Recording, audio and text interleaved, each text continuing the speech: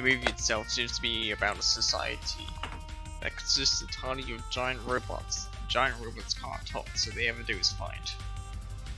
However, a group of teenage giant robots runs into alien technology that gives them each the power to release a human form, their cockpit, and control it remotely. What? Hold on. It seems like a plot of some complex anime that's like confusing and no one watches. With this power, they get the ability to talk through their disputes. A group of evil bots ends up having the same power, but the teenagers use their superior communication skills to persuade the villains into a different course of action. What? sounds like the most boring end to a movie. Before I knew it, the film reaches its end and the credits roll.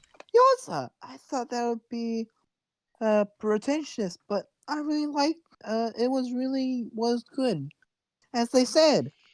What do you think, Mokototo? Have a good time? I think he's dead. For the last time, call me. Come on. It's no big deal. Relax. First you steal 2 hours of my time, and now my dignity.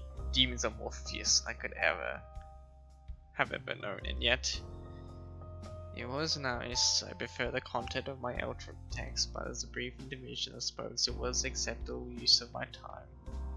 But it was a way better time than you would have had practicing for those dumb magic shows you have in 2 days, right? What is 2 hours of enjoyment when put against the potential for infinite power? Guess that's the best I could have gotten out of Sarapus like you. Now, if you excuse me, I need to rejuvenate my energy in preparation for my next journey to the mortal realm. Sure. Nighty-night. Now then. Or should I do? Sure. Nighty-night. That would be a better one. More of a suggestive one. Assuming she doesn't appear in his bed again. You're gonna wake up and she's like inside your shirt. I knew the extent of Beepsy's villainous machinations, though she said that the previous night was the last where she would occupy my bed. I'm far too intelligent for such blatant ruse. With my 90 preparations complete, I checked the living room. Beepsy's still there, none the wiser. Excellent. But this fight isn't over. Cleverly, I check all around my room just in case she plays some sort of trick. Under the bed, in all the drawers, in the closet, even my backpack, no sign of her. And now we act. I shut my door. I turned the knob lock. Slid over the door, deadbolt. Of course, a padlock wouldn't hurt. Now, of course, a fool wouldn't stop there. But I'm a proper demon lord. I know what I'm up against. It's time for the last nail in the coffin. This seems like an overly protective thing to keep a cute girl off your bed, alright? Like what are you doing? Like this guy is so far in his delusions of Chinibio, which is actually what this is kind of called. This symptoms, it's called Chinibio. He's so far in his delusions that he's just like, I mean, even if you have Chinibio, I think a guy would at least see the opportunity he has. Nap, he doesn't want to be touched. Yeah. Girls have magic drawing powers. I draw a magic sling circle into a piece of paper and affix it to the door with my special ritual tape. Yes, this should do it. I satisfy myself, I turn the lights off and go to bed. And so the sweet embrace summons to grab hold of me once again. Many dots later. What? Beepy, how? She's inside your shirt. Oh, hey Mokototo. Come here often. How did you get in here? Who cares? I guess if you really wanted, you can just kick me out. But then you'd have to get out of this nice soft bed and go through all the trouble undoing those locks. I have never at any point in my life felt such a protaganist sense of defeat. Whatever. Good night, Mokototo. Good night, BB. Many dots later. Here again. Well, this is... What sort of program which they used to make this? I think a lot of these things are just you just found pictures on the internet or something. Yeah. Or maybe just stock things they had in the thing they used to create the game.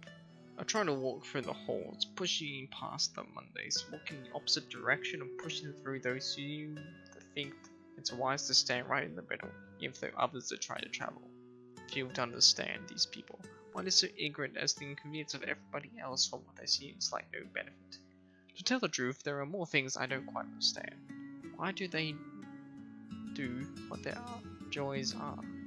I understand they choose to bond themselves with people they call friends. I understand that. They choose to end themselves with passions similar to my own, but I'm not sure why. I am sure that I will eventually find some sort of divine understanding. Until then, I suppose this will be a mystery almost like Voynich manuscript. And until then, I suppose that I want to know what makes people around me tick. So, do the people here just start around all lunchtime and block other people? Essentially. Oh, well, I guess that means you get to relax before you eat. She winks and gives a smirk to me as uninvited memories flood their way to my mind. I've come from math. More specifically, it's a subject where life is quantified through numbers, unfortunately it's also taught by the seventh most powerful witch of the meta world, Miss Yakovovich. The woman with the all-seeing eye, the woman with the bat's ears, the woman who can hear any conversation despite the culprit if necessary, the woman who absolutely stops at nothing to make sure her students know exactly what they need to do, bells, lunch times, even the fabric of time itself. It didn't matter if Miss Yakovovich had not completed her lesson. I personally feel her. If I could be honest, I think everyone else does. But she does not want matters right now. But she's not what matters right now. All I need to do here is to take my lunch and be gone, like the witches of Salem. Especially keep it where I need to attain it. At least the day's halfway over. Yes. The school cafeteria. This does look like a school cafeteria. It looks like it's American school cafeteria though. I don't look at think that do house Japanese... right there. Exactly, that's what I'm saying. The house back there looks like a house in America. You know, too big. It looks like you can find something like that in New England or somewhere. We were in Jap America.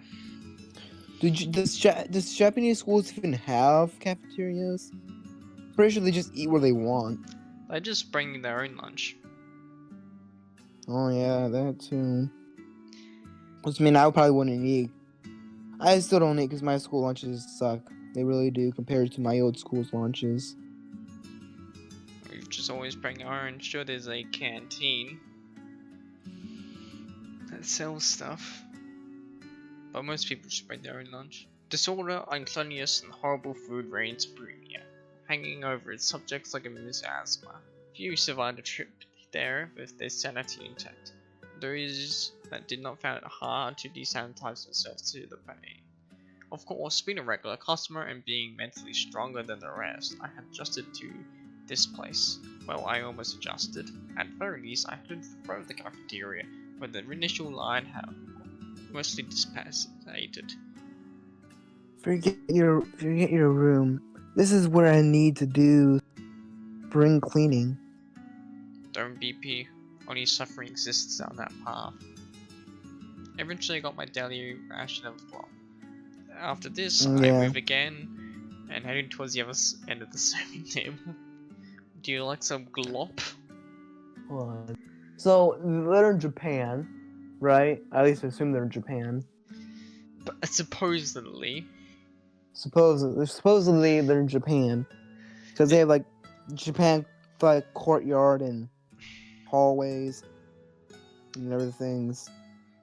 But yet, they have an American cafeteria and serve the stapled American high school glop. Yes, I'm pretty sure this visual novel was made by Westerners. Someone in America? Yeah. Alright. With a Japanese theme. The only thing that my school seems to be different to most others is have a sort of concession stand.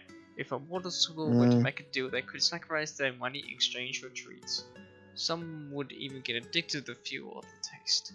Powerful as I am one of them. I walk around the stand looking at. There is to offer donuts, cakes, muffins, slightly larger muffins. My old school had those, but you didn't have to pay for them. Alright. You just kind of had them on the bar or something. Just hanging them out free. Yep. I made my choice very quickly. I walked forward, get my wallet out, and prepared to let the woman in front of me to know who exactly she was dealing with. Hey, can I have, the blueberry muffin? Sure. She bent like a bendy thing. She was seriously willing to give me my muffin. This would be easy. Alright. That'll be 400 yen. Oh, a hefty price to pay. I reached into my wallet, pull out my coins, and 200 yen. I freeze, stop, look down at the coins, counting, and recounting to make sure I have the right number. I'm pretty sure 400 yen equates to $1, yeah. 1 yen is 1 like yen isn't 1 much. cent. Yeah, 1 yen is 1 cent. I don't have enough money. Look at the stand. I see there is nothing else I can possibly buy with the meager amount I have. There's nothing I can do. How could this possibly happen to me? Will I have to suffer through the globe and the slime? I'm not able to reward myself for persevering.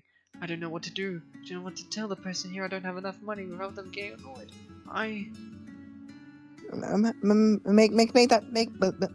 Make that 2. Almost if the bearing of bad news had come, like she popped up right next to me, pink and pretty wallet in her hand. Of course, things had to get worse. Wait, what'd he say? He said she popped up right next to me, pink and pretty wallet in her hand. Oh. Pink and pretty, huh? So, 2 blueberry muffins? Yeah. One for me and one for him. One for me? This almost feels like a joke. This definitely feels like humiliation. Still, I suppose I cannot complain. Alright, that's 800 yen. Here. As she hands the money, the woman at the concession stand gives a smile to the likely fake as she hands the 2 muffins to her. This is the moment where she hangs there, staring at both bags. After it ends, she moves and gives me one with a shove. There. Silence. Now we're even. Thanks. She looks away as my throat barely even chokes the words out, but looking back as she disappears into the crowd. What was that about? I'm unsure. She manages to think about making this us even. Could it be the help at the supermarket? Thinking about it, the signs points to yes. But couldn't she have been taking advantage of that? Couldn't she have acted as if she did not owe me anything? I used my generosity to her advantage? She should have. I would have. But I suppose I cannot complain. She had elected to help me out there. As payment for helping her out back then. What went around came around. I suppose I can be happy at that. But still, why? Why did I accept it? I don't know. I'm sure there is a hard question. I'm sure that we will eventually find some sort of divine understanding about this topic. Because she's like you, mister. Surprised he didn't question himself when he said pretty. Yeah. But then, until then, I suppose this will be a mystery.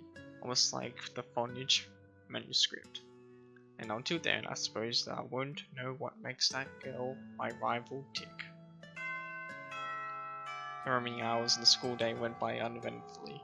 Not a moment too soon either. BP's called up mass weighed against my back. With no other commitments, I went home eager to apply myself. Tomorrow was the duel with the countess. After all, I wasted enough of the frivolities. And we finally reached the duel.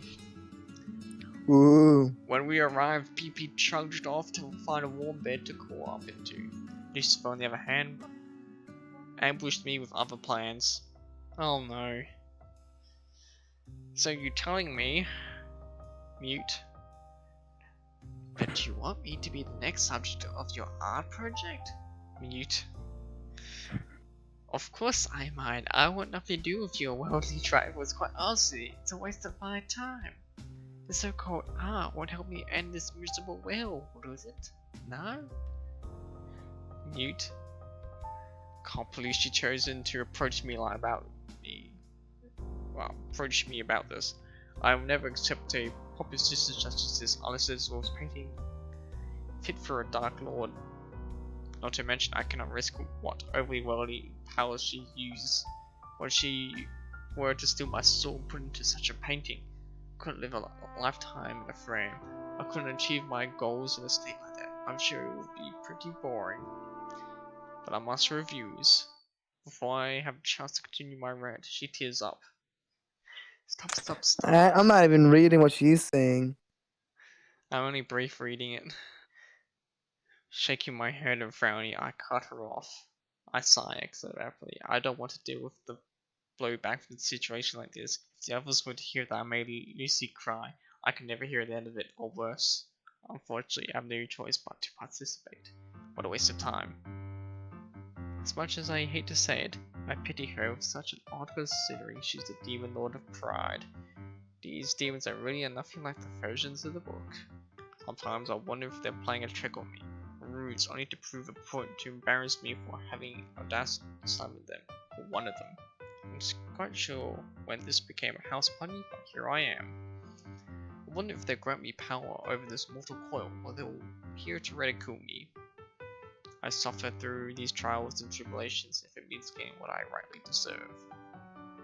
Fine, I'll do it. Let me get prepared. I must don some more appropriate attire. Mute. If you are to draw me, want the art to show my true self, so I need my... Mute.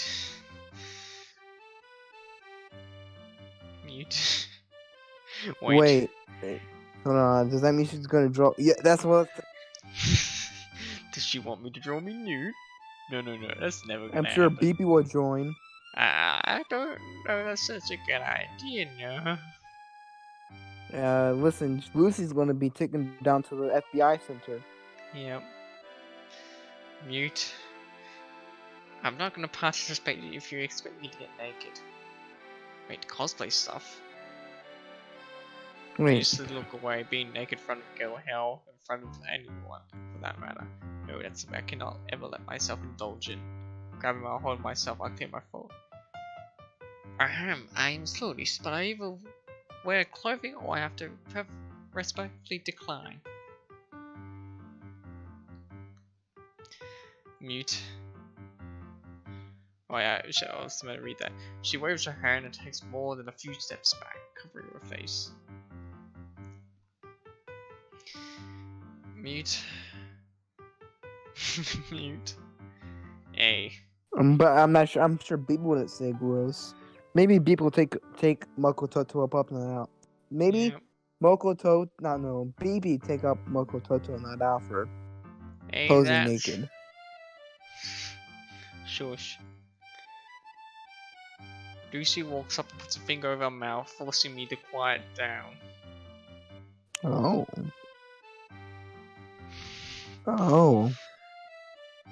Frowning, I resign myself to his feet, sit down and cross my arms. Lucy sits in the chair just opposite, pulling out her sketch pad and beginning her work.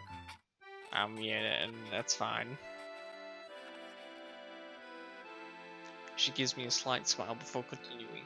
The room grows slightly awkwardly so her only pencil breaks through the velvety veil, making a slight screeching sounds as she gently guides along the paper. Other than that, there's nothing more. It's odd. She made all this talk about exposing your true self, but here I am doing nothing. Sitting in a room, alone with her, quietly. If this is what the world domination feels like, because if so, then what's the point? If there's nothing after the end of the world, there's nothing to enjoy, then what's the point? I suppose there's an age-old saying, journey is more than the destination. But I'm a realist. Destination is infinite.